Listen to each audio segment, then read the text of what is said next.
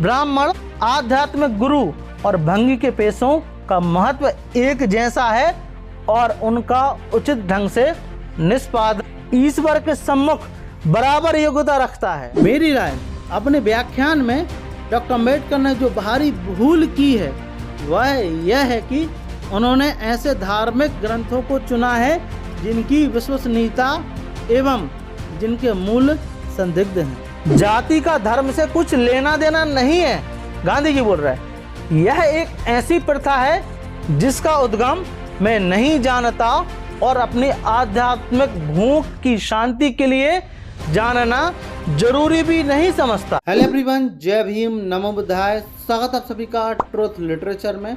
और आज के वीडियो में हम डिस्कस करेंगे जो डॉक्टर बाबा साहब अम्बेडकर ने जो व्याख्यान तैयार किया था जात पात गोरख मंडल के लिए, उसका जो उल्लेख है गांधी जी ने अपने प्रकाशन हरिजन में किया था और उन्होंने सीधा सीधा जाति का समर्थन किया था। तो आइए देखते हैं और पढ़ना शुरू करते हैं किस प्रकार से गांधी जी जाति का समर्थन कर रहे हैं। तो यहाँ लिखते हैं डॉक्टर अंबेडकर का अभियोग। लिखते हैं गांधी जी, पाठक इस तथ्य को याद करेंगे कि डॉक्टर अंबेडकर पिछली मई में लाहौर के जात पात टोळक मंडल के वार्षिक अधिवेशन की अध्यक्षता करने वाले थे, लेकिन वह सम्मेलन ही रद्द कर दिया गया क्योंकि डॉक्टर अंबेडकर का व्याख्यान स्वागत समिति को स्वीकार नहीं था। किसी स्वागत समिति द्वारा अपने ही चुने गए अध्यक्ष को इसलिए खारिज कर देना कि उसका व्याख्यान आपत्तिजनक हो सकता है, कितना औचित्यपूर्ण है, इस पर सवाल किया जा सकता है। समिति को पता था कि जाति और हिंदू शास्त्रों के बारे में डॉक्टर अंबेडकर के विचार क्या हैं। उसे यह भी पता था कि उन्होंने हिंदुत्व को छोड़ने का अडिग निर्णय कर लिया। डॉक्टर अंबेडकर ने जो व्याख्यान तैयार किया था उसे जरा सा भी कम की उम्मीद नहीं की जानी चाहिए थी। ऐसा लगता है कि समिति ने जनता को ऐसे आदमी के मौलिक विचारों को सुनने के अवसर से वंचित किया है जिसने समाज में अपने लिए एक अनूठी स्थिति बनाई है। डॉक्टर अंबेडकर भविष्य में जिस रूप में भी सामने आए, वे ऐसे व्यक्ति नहीं हैं जो खुद को भुला दिए जाने को गवारा कर सकते हैं। डॉक्टर अंबेडकर स्वागत समिति द्वारा पराजित होने वाले नहीं थे। उस व्याख्यान को अपने खर्च से प्रकाशित कर डॉक्टर अंबेडकर ने उसके अस्वीकार का जवाब दिया है। उन्होंने इसका दाम 8 आना रखा है। मेरा सुझाव है, मतलब गांधी जी का सुझाव है कि इसे घटाकर वे 2 आना नहीं तो कम से कम 4 आना कर दें। कोई भी सुधारक इस व्याख्यान की उपेक्षा नहीं कर सकता। जो रूढ़िवादी है वे इसे पढ़कर लाभान्वित होंगे। इसका मतलब यह नहीं कि व्याख्यान में आपत्ति करने योग्य कुछ भी नहीं है। इसे सिर्फ इसलिए पढ़ना चाहिए कि इसका गंभीर आपत्ति की जा सकती है। डॉक्टर अंबेडकर हिंदुत्व के लिए एक चुनौती हैं। उनका पालन पोषण हिंदू के रूप में हुआ है। एक हिंदू संरक्षक ने उनकी लिखाई पढ़ाई का इंतजाम किया, लेकिन तथाकथित सवर्ण हिंदुओं ने जो व्यवहार इनके और इनके लोगों के साथ किया, उससे वे इतने नाराज हैं कि वे न केवल उन्हें बल्कि उस हिंदू धर्म को ही छोड़ना चाहते हैं जो डॉक्टर अंबेडकर की और सवर्ण हिंदुओं की साझा विरासत है। इस धर्म को मानने वालों के एक हिस्से में अपनी नाराजगी को उन्होंने उस धर्म के विरुद्ध मोड़ दिया है, ऐसा गांधी जी का कहना है। लेकिन इसमें अचरज की कोई बात नहीं है। आखिर किसी व्याख्यान या संस्था का मूल्य उसके प्रतिनिधियों के आचरण से ही आंका जा सकता है। इसके अलावा डॉक्टर अंबेडकर ने पाया कि सवर्ण हिंदुओं के बड़े हिस्से ने न केवल अपने सहधर्मियों के साथ, जिन्हें उन्हें अस्पृश्य का दर्जा दिया, अमानवीय व्यवहार किया है, बल्कि उन्होंने अपना यह आचरण शास्त्रों की सत्ता पर आधारित माना है।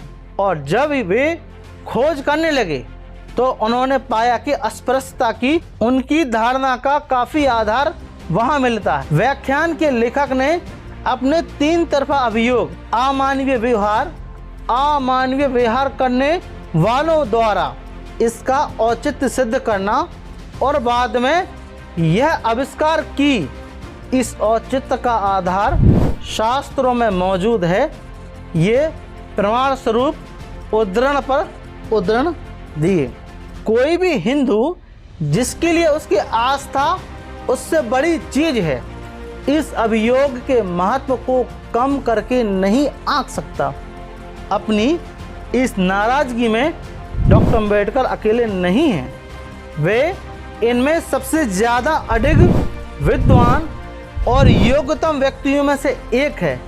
निश्चय ही वे ऐसे व्यक्ति हैं जो इस मामले में किसी से भी समझौता नहीं कर सकते। ईश्वर की कृपा है कि नेताओं की अग्रिम पंक्ति में वे एकदम अकेले हैं और अभी तक एक बहुत छोटे से अल्पसंख्यक समूह के प्रतिनिधि है, ऐसा गांधी जी का कहना है। लेकिन बाबा साहब अम्बेडकर इसका तगड़ा जवाब देते हैं।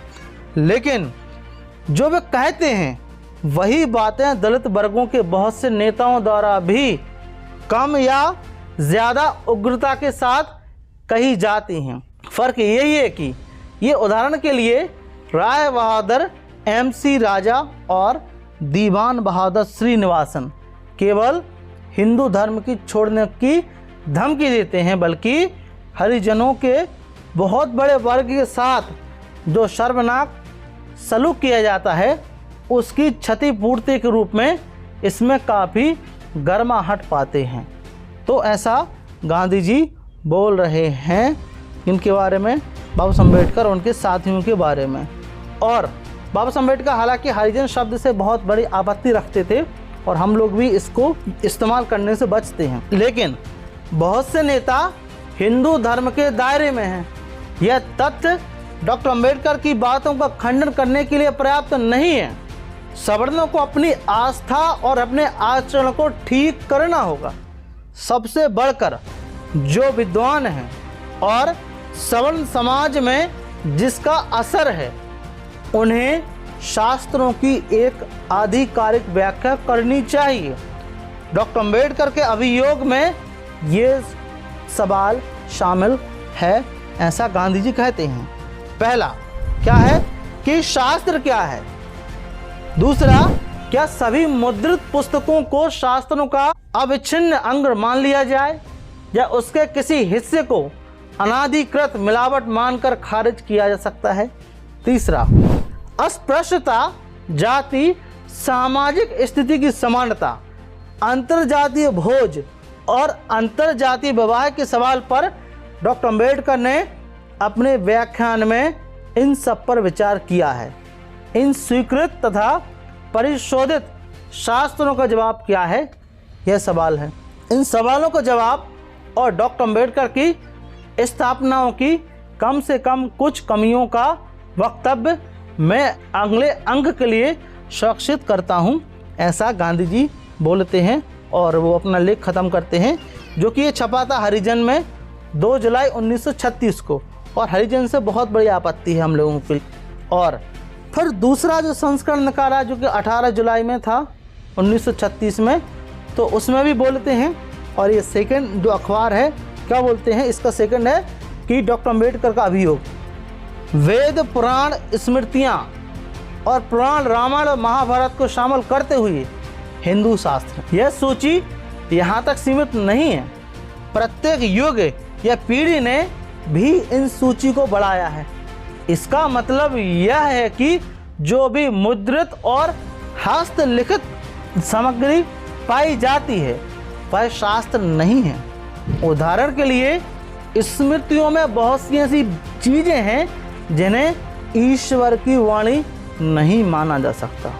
इस तरह डॉक्टर अम्बेडकर द्वारा स्मृतियों से दिए गए अनेक उदाहरणों को प्रमाणिक मानकर स्वीकार नहीं किया जा सकता, ऐसा गांधी जी का कहना है, जिन्हें शास्त्र कहना उचित होगा। और इसका संबंध सिर्फ शास्त्रबद्ध प्रकारों से हैं और वे किसी भी अंतः चेतना यानी हृदय को जिनकी समझ की आंखें खुली हैं मान्य होनी चाहिए, ऐसा गांधी जी बोल रहे हैं।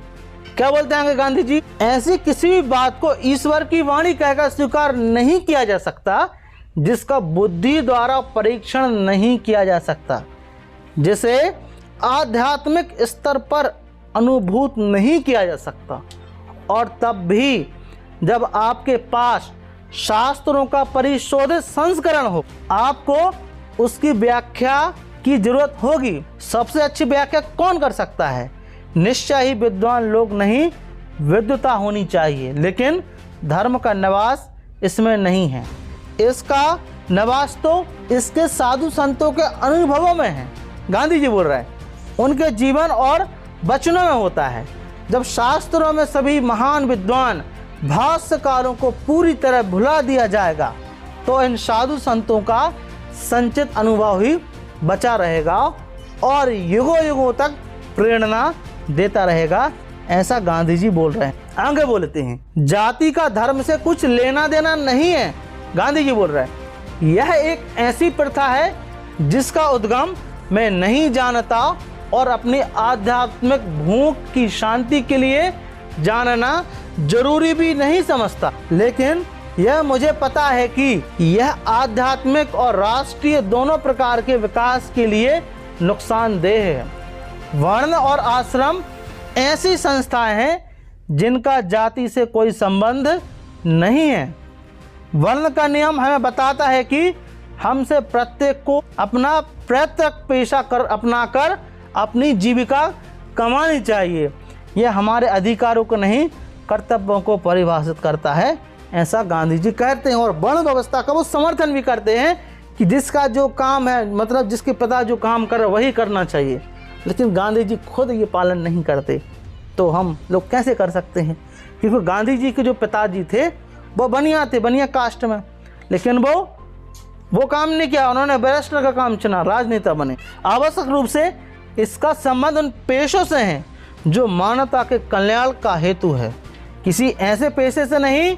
इससे भी न सख्त होता है कि कोई भी पेशा ना तो ऊंचा है और ना ही नीचा है, सभी अच्छे और कानून संगत हैं तथा सबकी हैसियत पूरी तरह बराबर है। मतलब ये है कि ब्राह्मण को फिर सफाई का काम कराना चाहिए क्योंकि वो भी अच्छा पेशा है, क्यों नहीं आया अभी तक? ब्राह्मण, आध्यात्मिक गुरु और भंगी के पेशों का महत्व एक जैसा है और उनका उचित ढंग से निष्पादन ईश्वर के सम्मुख बराबर योग्यता रखता है। और ऐसा लगता है कि एक मनुष्य के सम्मुख उनका प्रतिफल भी बराबर था। दोनों को जीविका का अधिकार था, लेकिन इससे ज़्यादा वास्तव में अभी भी गाँव में इस नियम के स्वस्थ रूप से लागू होने के धुंधले चिन्ह मिल जाते हैं, ऐसा गांधी जी दावा करते हैं। बाबा साहब अम्बेडकर अगले लेख में इसकी पोल भी खोलेंगे। मैं 600 की आबादी वाले गांव में रहता हूं और ब्राह्मण सहित विभिन्न पेशों में लगे हुए लोगों की आय में बहुत फर्क नहीं दिखता। मैं यह भी पाता हूं कि इन पतनशील दिनों में भी असली ब्राह्मण मौजूद हैं, अच्छा, जिनका जीवन उदारता से दी गई भिक्षा पर चलता है और स्वयं उनके पास जो भी आध्यात्मिक खजाना है उनमें से भी उदारता से देते रहते। वर्ण के नियम का मूल्यांकन उनके कैरिकेचर के आधार पर जो उन व्यक्तियों के जीवन में मिलता है जो अपने को वर्ण के अधीन मानते हैं, लेकिन इसके एकमात्र क्रियाशील नियम का खुलेआम उल्लंघन करते हैं, करना गलत है और अनुचित होगा। इस वर्ण द्वारा अन्य वर्ण के मुकाबले अपने को उच्चतर मान लेना इसके नियम को धता बनाता है, धूर्तता बना देता है। और वर्ण के नियम में ऐसा कुछ भी नहीं है, ऐसा गांधी जी का कहना है, जो अस्पृश्य में विश्वास का आधार बना सके। हिंदुत्व का सार इस विश्वास में है कि एक और एकमात्र ईश्वर सत्य है। शास्त्रपूर्ण स्वीकार में किसी अहिंसा मानव परिवार का नियम है निहित। मुझे पता है कि हिंदुत्व की मेरी व्याख्या का विरोध डॉक्टर अम्बेडकर के अलावा और भी बहुत से लोग करेंगे, इससे मेरी अब स्थिति में कोई फर्क नहीं पड़ता। यह एक ऐसी व्याख्या है आधी शताब्दी से मैं जीवन बिता रहा हूँ और जिसके अनुसार मैंने अपनी समस्त योग्यता के साथ अपने जीवन को अनुशासित करने का प्रयास किया है, ऐसा गांधी जी कह रहे हैं। मेरी राय में अपने व्याख्यान में डॉक्टर अम्बेडकर ने जो भारी भूल की है वह यह है कि उन्होंने ऐसे धार्मिक ग्रंथों को चुना है जिनकी विश्वसनीयता एवं जिनके मूल संदिग्ध हैं, जिनके साथ ही उस पतित हिंदुओं के जीवन का चुनाव किया है जो भयानक गलत रूप से गलत तौर पर हिंदू धर्म में आस्था का प्रतिनिधित्व करते हैं।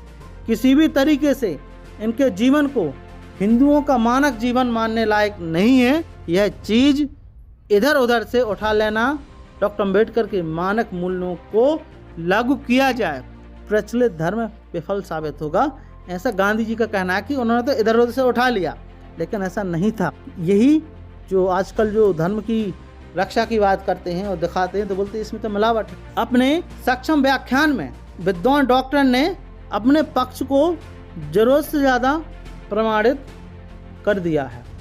क्या वह धर्म जिसके मानने वालों में चैतन्य, ज्ञानदेव, तुकाराम, तिरुवल्लुवर, रामकृष्ण परमहंस, राजा राम मनोहर राय, महर्षि देवेंद्रनाथ टैगोर या विवेकानंद और सैकड़ों ऐसे रहे हैं जिनका नाम आसानी से लिया जा सकता है, इतना निष्कृष्ट हो सकता है जैसा डॉक्टर अम्बेडकर के व्याख्यान में साबित करने की कोशिश की गई है।